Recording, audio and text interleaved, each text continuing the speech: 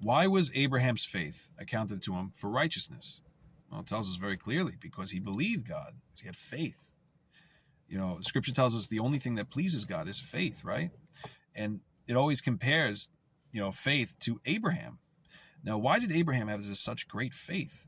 Well, Abraham was promised to be the father of many nations, but yet Abraham didn't have children, and all he had was sort of, and I don't want to call him illegitimate, but he was in a sense, because it wasn't in the marriage between him and Sarah, when he had the child through Hagar, Ishmael.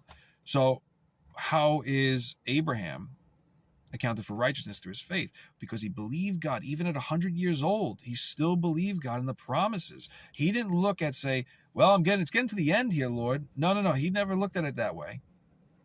He looked at it as, well, God made a promise to me, and I have faith he'll keep it.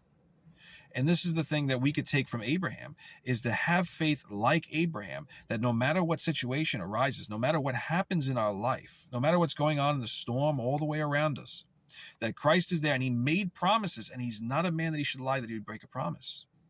So when we look at Abraham and we see everything that went on in Abraham's life, God's promise was still there. And he promised him, I will make you the father of many nations. And as Paul goes into it, he says, of the circumcision and not of the circumcision. So of both. And in Galatians 3 even talks about it, that if you are in the faith of Christ, if you believe in Jesus, you've received the promises and you're of the seed of Abraham.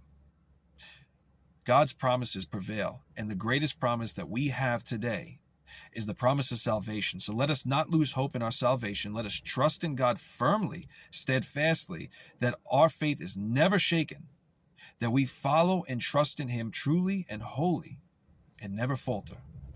Trust in God now and always.